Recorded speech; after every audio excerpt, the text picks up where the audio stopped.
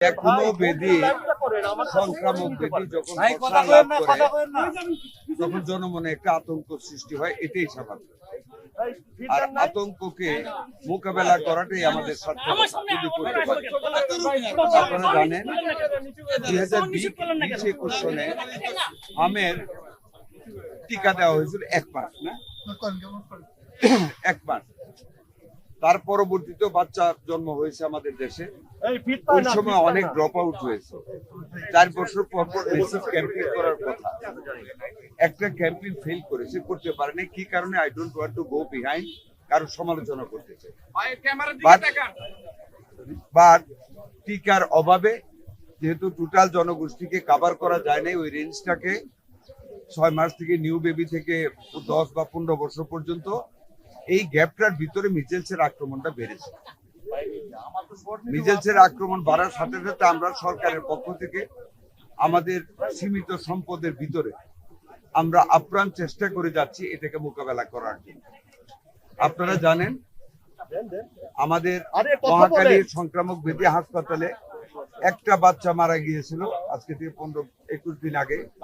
আমরা মধ্যরাতে সেখানে গিয়ে আমাদের অব্যবহৃত ওয়ার্ল্ড ব্যাংকের অব্যবহৃত একটা আইসিইউ ইউনিটকে আমরা 18 ঘন্টার ভিতরে খুলেছি। সেখানে আমরা সংযুক্ত একটা ডাক্তার, নার্স এবং অন্যান্য টেকনিশিয়ান দিয়েছি। ডিএনসিসিতে আমরা মোর দেন 1000-এর মতো আমরা প্রভিশন রেখে নতুন ওয়ার্ড খুলেছি। আইসিইউ গুলি সব জায়গায় খোলা হয়েছে। মানিকগঞ্জে 8 বেডের একটা আইসিইউ খোলা হয়েছে। শিশু পরিবারে ব্যাপক হারে প্রসারিত করা হয়েছে।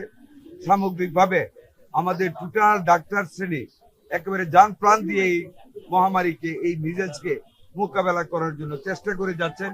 এবং আমি আপনাদেরকে আল্লাহর প্রতি কৃতজ্ঞতা জানিয়ে বলি, গত 2-2.5 সপ্তাহে আমাদের ডেথ ক্যাজুয়ালিটিজ আমাদের অনেক কমে এসেছে এবং খুব র্যাপিডলি মিজেলস আক্রান্ত আমাদের সন্তানেরা হাসপাতাল থেকে বেরিয়ে যাচ্ছে।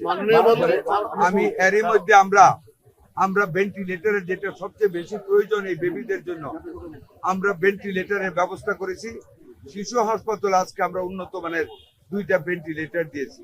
তার অধিক আপনাদেরকে আমি খুব আনন্দের সাথে জানাই, আমাদের দেশের সন্তান আইসিডিডিআরবির ডাক্তার তাহমিদ, উনি একটা নিজস্ব একটা পদ্ধতি উদ্ভাবন করেছেন, যেটা অবাধে একটা পানির বুদবুদ সৃষ্টি করার মাধ্যমে লাংয়ের ভিতরে লাংকে ক্লিয়ার করার জন্য অক্সিজেন ঢুকানোর একটা নতুন পদ্ধতি আবিষ্কার করেছে।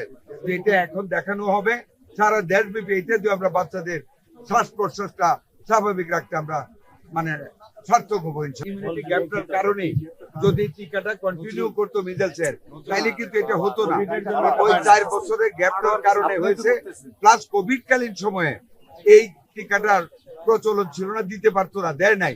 এই 2টা কারণে number of the people unvaccinated বাইরে গেছে। সরকার, এটা তো আমরা দায়ী না, বিগত সরকার।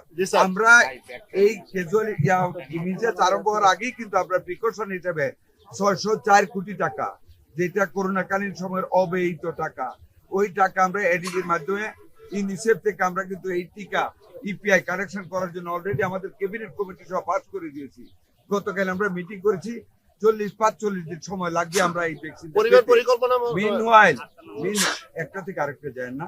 মিনওয়াইল আমরা গ্যাভির কাছ থেকে তাদের যে নিজস্ব স্টক আমরা হাওলাত নিয়েছি গতকাল, এইটা দিয়ে আমরা আগামী রবিবার থেকে সারা বাংলাদেশে আমরা ভ্যাকসিন চালু করতেছি, ভ্যাকসিন দেওয়া শুরু করবো ইনশাআল্লাহ।